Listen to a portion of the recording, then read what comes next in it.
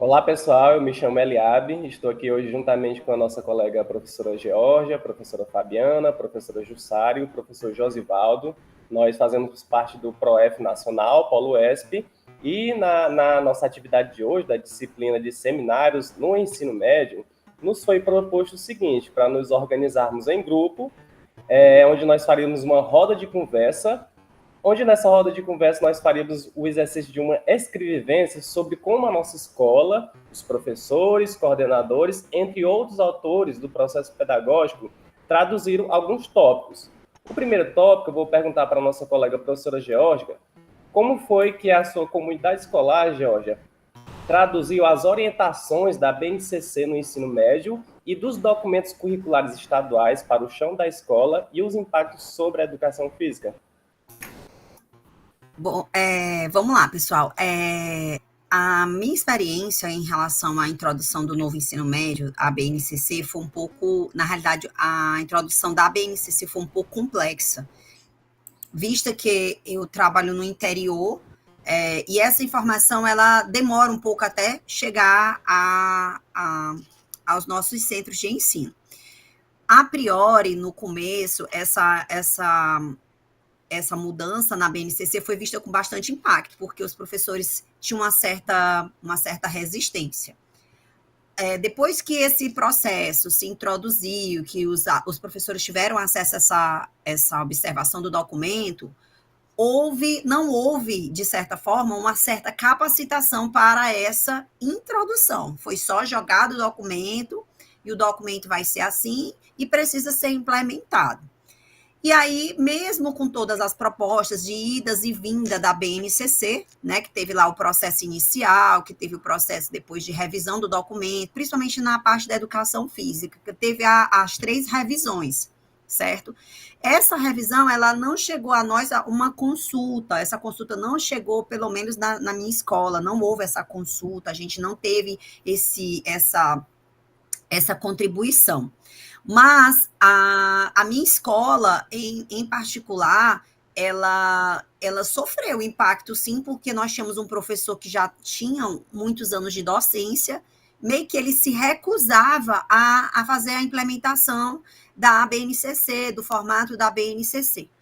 Eu, em particular, eu não tive essa dificuldade, porque eu acredito que precisa realmente ter uma sistematização do ensino e essa implementação, ela vai estruturar, como é o objetivo da BNCC, essa estruturação do documento, estruturação da disciplina, fazendo com que essa disciplina esteja exatamente no local que ela deveria estar, né, que dentro do currículo esteja isso bem amarrado. Então, a proposta da escrita da BNCC no formato na disciplina de educação física, ela formaliza e fomenta o ensino. E, de certa forma, ela traz ali a sistematização, que é exatamente uma das propostas da sistematização, para não correr o risco da gente fazer o rola-bola ou não ter a observação do que ensinar, certo? E foi isso. Certo. Na minha realidade, colegas, aconteceu o seguinte, o que mais, assim, pegou mesmo foi a inclusão da educação física na área de linguagem, né? Que até então nós tínhamos os PCNs, tinha alguns documentos que não localizavam bem ali a educação física onde ela ficava. Em termos práticos, essa localização da educação física na área de linguagem acarretou uma vivência um pouco maior com os professores das outras disciplinas da área de linguagem, português, o inglês, artes, né? E lá, pelo menos agora falando em termos práticos também em relação aos documentos estaduais, que trabalham no estado do Ceará, nós temos ainda um planejamento coletivo, que é feito toda semana, onde nesse planejamento coletivo, nós tentamos associar uma disciplina à outra, tomando por base a interdisciplinaridade, né? E a respeito disso, nós tivemos algumas dificuldades, nós temos até um texto também, me esqueci quem é o autor, que fala sobre essa introdução, o quanto ela seria válida ou quanto ela seria errada, ela está agora na área de linguagens por conta da BNCC. Então, eu concordo com a colega Georgia quanto à questão da sistematização.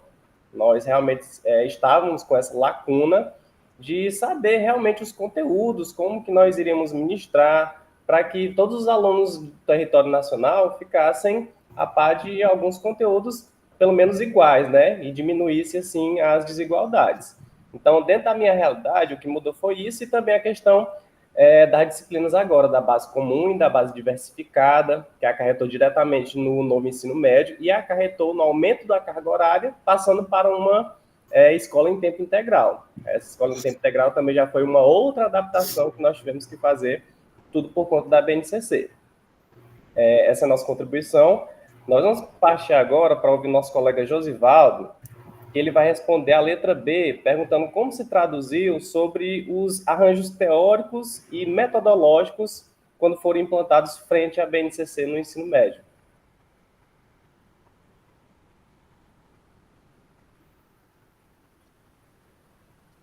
Com relação aos arranjos, né, teóricos e metodológicos, com relação mais especificamente à educação física, né, eu vou trazer um pouco para nossa realidade, que é a realidade do meu chão de escola, né, no caso do Instituto Federal do Piauí, né.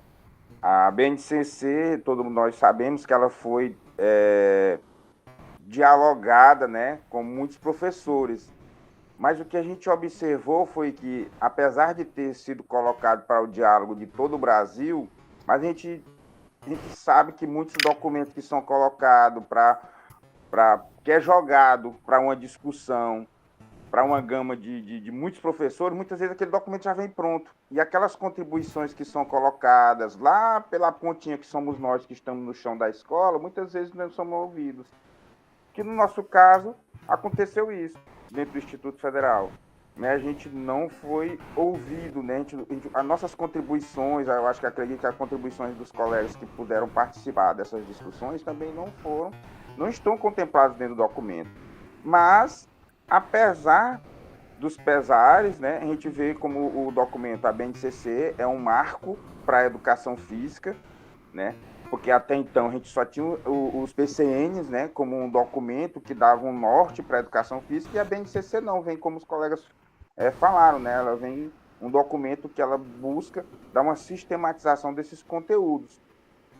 E para a gente, dentro do meu chão de escola, a gente não conseguiu implementar esse documento, porque a gente, como vocês aí já observei, professor Eliab, professor Georgia, vocês têm um documento, vocês têm um currículo baseado na BNCC. Já a gente não tem, dentro do Instituto, nós não temos um currículo baseado nessa BNCC. Ou seja, nós ficamos ainda cada um por si, cada um buscando, né, se adequar à sua realidade, né, dentro das temáticas da BNCC. Então, a gente tem essa grande dificuldade, né, por não ter um currículo. Então, a gente fica um pouco buscando os conteúdos, fica um pouco jogado, podemos dizer, né? Fica independente de cada professor. Eu, professor, numa determinada região do estado, estou trabalhando de uma forma, um professor na região, por exemplo, eu sou da região norte, o professor da região sul trabalha de outra forma. Então, a gente não tem essa base nossa dentro. Então, a gente não tem como vocês têm, a gente não tem o documento do estado, a gente não tem um documento do município, então a rede federal não tem um currículo. Então, cada rede, né, tem um currículo diferente. No nosso caso, nós não temos, nós ainda não se organizamos, é uma grande dificuldade nossa, né, que eu coloco. Então, eu fico buscando, junto aos meus alunos, né, fazer um diálogo entre eles e buscar aquelas necessidades, as necessidades que eles têm, né, dentro do campo da educação física, e ver quais são as temáticas que são trabalhadas dentro da BNCC, que eu posso estar inserindo dentro do meu contexto. Então, é mais ou menos isso que as transformações da BNCC, mas eu vejo muito importante a BNCC para a educação física como esse documento norteador, porque nós temos um norte. Até então, nós não tínhamos. Então, digamos assim, ela facilita um pouco mais o nosso trabalho, mas uma crítica que eu faço dentro da minha instituição é essa, de nós não termos uma organização, um currículo bem organizado. Sérgio Osivaldo, obrigado pela contribuição. Agora eu queria perguntar para as professoras Fabiana e Jussara, a letra C, eu queria saber delas como vocês e seus colegas professores se veem frente ao processo de recontextualização curricular a partir da BNCC no ensino médio, em específico, o papel formativo da educação física. Bem, vamos lá. Assim, quando a gente pensa nessa questão de recontextualizar, a gente sabe que vamos ter muitos desafios e, ao mesmo tempo, a gente vai ter que observar dentro desse processo aí de recontextualizar a ação curricular. A gente sabe que a BNCC ela veio com uma mudança. Muitas vezes a gente não está preparada para poder realmente utilizar a mudança, que é o que a gente procura dentro dessa questão do ensino médio, né? Que se fala muito nessa questão do papel formativo, que ele tem que ser eficaz, tem que ser integral, o aluno ele tem que estar saindo preparado para, de repente, já ir para o mundo do trabalho, que a gente sabe que essa reestruturação da BNCC, ela também veio dentro desse sentido, né? Trabalhar aquele aluno para que ele possa trazer aí dentro dos conteúdos escolares também uma formação, digamos, para o mundo do trabalho. Onde, até fazendo um adendozinho nas outras perguntas que foram feitas, a gente não teve uma formação continuada realmente para isso. Eu vou dar um exemplo. Eu sou professora de educação física, mas dentro dessa reformulação do ensino médio, na parte diversificada vieram outros conteúdos, outras disciplinas, em que obrigatoriamente eu tive que pegar assim, no sentido de ministrar essas disciplinas, porque a minha carga horária foi diminuída. Então, se fala tanto, quando ele faz essa pergunta aí, né, do papel formativo da educação física, que a gente sabe, a gente bate na tecla. A gente veio de uma pandemia, onde a educação física, onde a ela mostrou mais do que nunca essencial e importante, e a gente chega nesse momento, vou dar um exemplo agora do meu estado, Maranhão, onde foi feita uma nova reformulação, onde todos os conteúdos aumentou em 1 hora a aula, e a educação física continuou com 1 aula semanal. Então, e a gente se pergunta como que eu vou conseguir trabalhar de forma integral diante da gama de conteúdos que a gente sabe que a educação física proporciona. A gente luta, a gente briga que a educação física não é só esporte, e tem N conceitos, e tem N atividades que a gente precisa fazer para que esse nosso aluno realmente ele se forme de forma integral. Então, eu vejo essa recontextualização curricular, infelizmente, de forma um pouco negativa, pelo menos para o meu contexto, porque eu me senti prejudicada, eu senti a educação física prejudicada, mas eu também vejo como um desafio, somente com essa 1 hora aula, que realmente eu consiga fazer o que eu me proponho a fazer, que é levar tanto essa implementação da BNCC, com todas essas habilidades, essas competências, me virar nos 30 para fazer tudo isso em 1 hora aula semanal.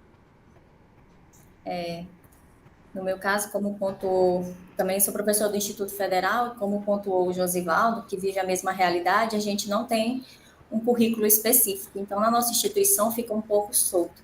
Embora no último ano a gente tenha tentado organizar as disciplinas de acordo com os cursos técnicos, colocando uma carga horária equivalente para todos os campi, né, no caso do Instituto do Maranhão, ainda ficou muita coisa que não se organizou. A gente falou muito de carga horária, mas não se falou muito de conteúdo. Mas a BNCC, ela veio sim como um norte, mesmo para nós que não adotamos isso necessariamente, né? Não foi algo oficial. Mas uma dificuldade que eu percebo é que, na questão até que o professor Eliabe falou, que foi da interdisciplinaridade. Nós tentamos trabalhar dessa maneira, mas nós não conseguimos muitas vezes fazer um planejamento com os nossos pares, com os outros professores de educação física, para fazer algo mais aproximado, para que não se repita conteúdos. Muitas vezes nós não conseguimos, né? A gente tenta seguir a ementa, mas nem com os professores da linguagem, eu já fiz essa tentativa de fazer projetos juntos, de trabalhar juntos, e muito menos com os demais professores, né? Veio uma orientação mais recente, bem recente mesmo, para que nós buscássemos, mais uma vez, trabalhar essa interdisciplinaridade, mas eu não vejo como sendo algo tão... no papel ele vai acontecer, mas na prática é muito complicado a gente trabalhar com a interdisciplinaridade, principalmente porque a nossa disciplina, para muitos, ela ainda não é vista como uma disciplina tão relevante quanto as demais. E a BNCC também ela veio nesse sentido para nos dar ainda mais um reconhecimento, né? E aí eu acho que um outro desafio é repensar as nossas práticas avaliativas, porque na nossa área ainda existe muito a avaliação formal ou a avaliação a partir como é que eu posso dizer? Me ajudem aqui. A avaliação em que o aluno é visto pela performance dele, né? Então a gente tem que procurar né? Outras formas de avaliar esse aluno, até porque o nosso conteúdo ele é corporal, mas ele não é somente corporal, então nós temos que buscar. Mas tudo isso é um desafio, como falou também a Fabiana, é necessário que a gente tenha mais formações nesse sentido, para poder dar conta de tudo que a BNCC tem exigido de nós, né? Muito bem, professoras. Vamos para a última alternativa, que é a D. Vamos para a participação dos colegas. Nós assistimos um documentário no YouTube, que era Para o Dia Nascer Feliz. Queria perguntar para a professora Geórgica, para ela comentar um pouco como a escola do ensino médio, a partir desse documentário, pode buscar dar voz e expressão às subjetividades juvenis. Eita, esse documentário ele foi muito impactante assim para mim, porque apesar de tudo que a gente vivencia no atual, esse documentário já foi há quase 20 anos atrás, né? Ele começou a ser gravado em 2004, então são 20 anos, um tempo bem longo, já são 2 décadas, que a gente percebe que ali, ainda no nosso ensino médio, ainda tem a sombra daquilo que foi apresentado no documentário, violência, vários símbolos de violência, né, que nos foi apresentado ontem na nossa aula, vários símbolos de violência tá ali, dentro daquela realidade, dentro da nossa realidade. Então, fazendo um link bem forte com o ensino médio, eu vejo a violência contra a mulher, né? Então, a violência contra a mulher, que inclusive, é o tema do meu projeto, é uma violência que a mulher ela tem que trabalhar, ela tem que estudar, ela tem que ser mãe. E no documentário apresenta, né, uma menina que não teve a oportunidade, não conseguiu permanecer, e de lá depois ela saiu com um bebê, né? Mostrou até no final o bebezinho dela. É uma dura realidade. Eu tenho alunas que levam os filhos para a sala, como eu trabalho no EJA, que é o ensino médio noturno, eles levam os filhos para a sala. Essa realidade para a mulher, ela ainda é um motivo de evasão escolar. E o documentário mostra isso, né? Muita evasão escolar, o desânimo dos alunos pela não docência, né? Pela não ação docente, por essa conduta não docente que eu vou deixar para vocês falarem. Mas o que mais me pegou realmente a sombra do ensino médio ainda é a evasão, né? A evasão escolar ela é muito grande. E tu vê que ele faz até uma parte do documentário, ele mostra que eles vão até o ensino fundamental. Aí, quando chega no ensino médio, pela necessidade do trabalho, já são maiores, pela necessidade de cuidar dos outros, cuidar da família, cuidar da casa, por uma responsabilidade que não era para ser deles, eles acabam ainda evadindo. E mais ainda as mulheres. E aí eu fiquei, assim, bem impactada com aquele vídeo. E, assim, me deixa ainda triste por saber que aquilo ainda resvala nos tempos de hoje. Verdade. Obrigado, professora Geórgia. Eu vi muito pelo viés do que nós estudamos no final de semana, sobre essa construção sociológica das juventudes, né? Nós vimos algumas realidades que são bem raras, né, no Brasil, e algumas que não são tão raras assim. Um dos fenômenos é o que a Geórgia falou, sobre o fenômeno da evasão. Inclusive, linkando com nossos dias atuais, nós temos programas do governo, né, que buscavam incentivar que esse aluno permanecesse na escola, que ele não tivesse que trabalhar, e há controvérsias como isso se efetivou na prática, né? Se ele realmente desestimulou a evasão, ou se ele está estimulando a evasão e colocando para que o professor dê conta de abarcar as presenças, mesmo que ele não esteja presente, por N motivo, né? Então, o documentário em si, ele é um choque de realidade para a sociedade. Para nós, professores, não é nenhuma novidade aquilo ali.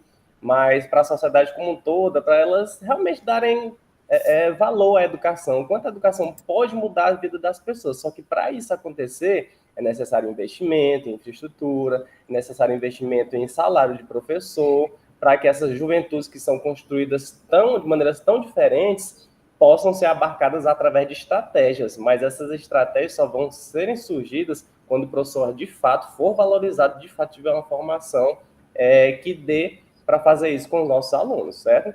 De perguntar para o Josivaldo as suas contribuições, depois pode ser na mesma ordem, Fabiana e Jussara. Então, gente, eu me vi muito, né? Eu me vi no documentário, né? Que eu vivenciei 2004, 2005, né? Então, até então, na década ainda de 90, enquanto estudante do ensino fundamental, eu vivenciei o que aqueles alunos vivenciaram, né? De você ir para a escola e não ter aula, você ir para a escola e ficar aguardando o último horário, porque só um professor vai, então é muito frustrante para o aluno. E se o aluno não tiver perseverança, ele desiste, entendeu? E trazendo para os dias atuais, a gente ainda observa, né, em alguns locais, essa realidade, né, de que o professor, muitas vezes, ele não vai para a escola, o aluno vai e aguarda uma aula, às vezes ele chega lá e não tem nenhuma aula. Então, é muito frustrante, então causa muita evasão. E também causando também muita indisciplina na escola, né, porque o aluno sem aula, ele vai estar fazendo algo totalmente alheio à educação. Então, ele vai estar procurando fazer algo dentro da escola, né? Algumas situações de disciplina, porque ele está em um horário, ele não está em sala de aula, né? Então, isso também causa muita indisciplina. Então, eu me vi muito nesse documentário, né? De eu ter que ir para a escola, me deslocar, às vezes caminhando, às vezes de bicicleta, e chegar lá frustrante, chegar lá, não, hoje não tem aula, e ter que retornar para casa, é muito frustrante, né? E a gente observa também que um paralelo, né, entre as escolas públicas, né, e uma escola de elite, né, que você vê que os alunos têm mais oportunidade, têm mais espaços para estudo, então você tem mais aula, você tem a aula no contraturno, você tem um apoio pedagógico muito maior, diferentemente daquela realidade que foi mostrada no documentário, que a gente ainda vivencia isso, né?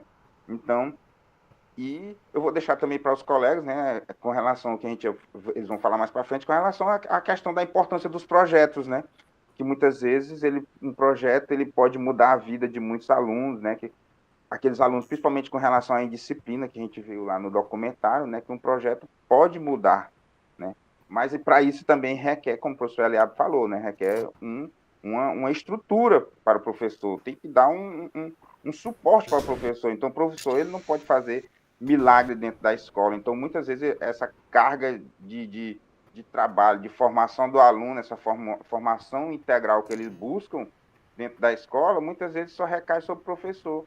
E a família entrega para o professor toda essa responsabilidade.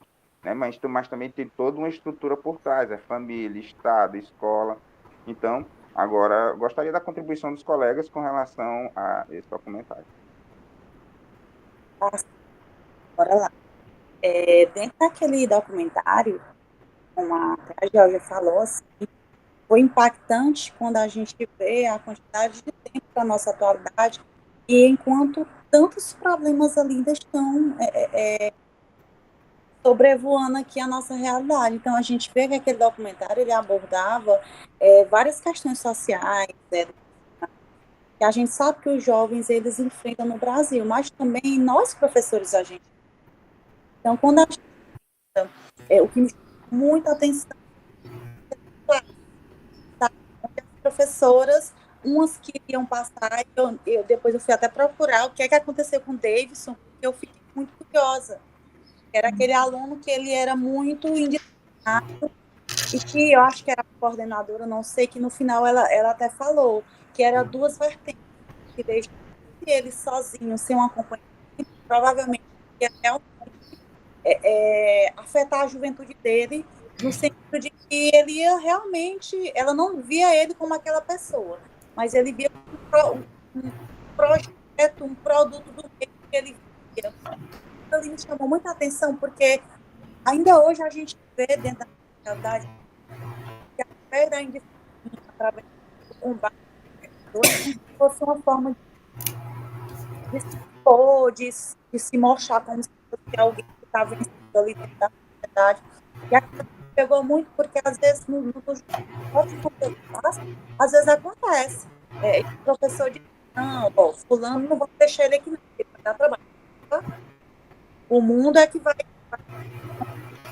Então, são problemas sua, mas que hoje a gente tenta ajudar de formas diferentes, né?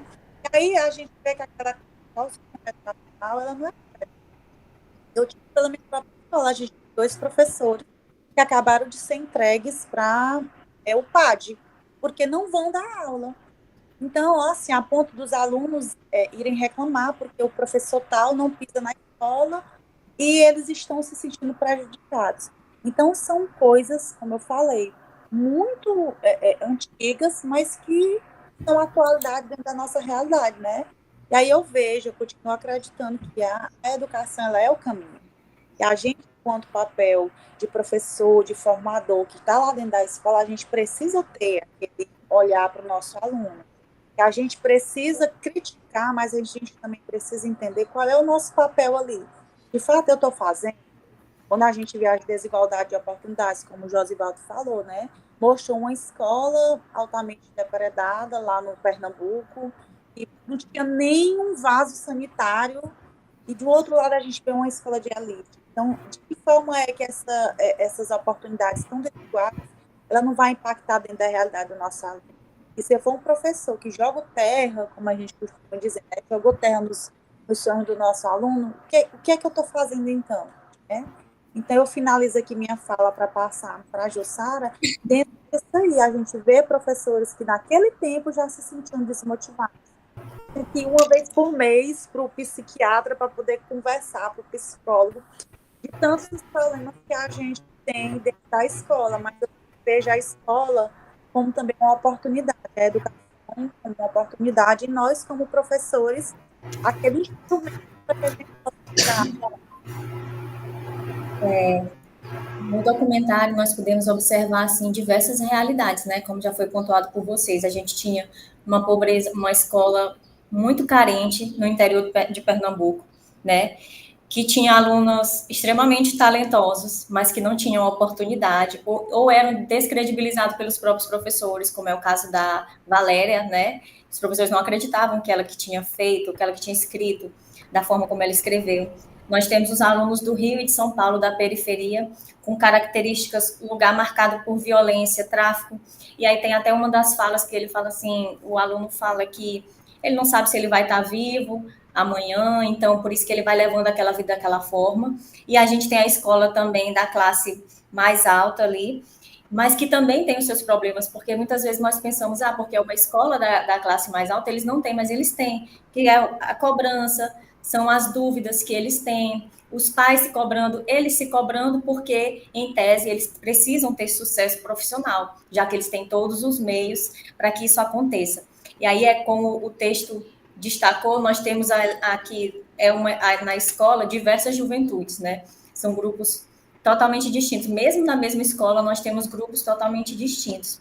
Eu acho que é muito importante nós buscarmos ouvir os nossos alunos, porque quando a gente vê o aluno, às vezes, com um mau comportamento, o aluno que dorme em sala de aula, o aluno que não participa, nós temos, no primeiro momento, a gente faz um julgamento, né, de que o aluno ele é desinteressado, mas nós precisamos ouvir esses alunos e entender a realidade deles, porque é a partir daí que a gente pode tentar, de alguma maneira, fazer uma intervenção. Essa escola ela tem que ser acolhedora, porque as realidades são diversas. Como falou também o Josivaldo, eu vejo também muito importante os projetos, que até em uma das escolas tinha um projeto e aquele aluno problemático que a Fabiana colocou participava, então era uma maneira dele estar na escola. Ele disse, eu ficava fora na rua, aí agora eu venho para a escola, eu participo, ele se sente parte daquele grupo, né? Ele se sente importante naquela situação. Então, assim, para resumir um pouco, a gente percebe realidades muito diferentes, mas muitos problemas se repetem por razões distintas, né? Violência, que causa abandono, que causa evasão, cobrança, falta de credibilidade que dão no aluno, no caso daquela primeira situação. Então, tudo isso pode impactar negativamente na vida escolar desse aluno, né? E a gente tem que ter muito cuidado e buscar realmente, eu creio que é ouvir, saber quem é esse aluno, quem é a família desse aluno, qual a realidade dele. E aí sim a gente pode agir de uma forma mais justa, né, e com mais equidade, né, reconhecendo essas dificuldades de cada um. Bom, assim nós encerramos nossa atividade. Eu queria agradecer as contribuições dos colegas, uma discussão mesmo bem valiosa, bem rica, e até uma próxima oportunidade. Até mais, obrigada, tchau. Valeu, tchauzinho. Ok.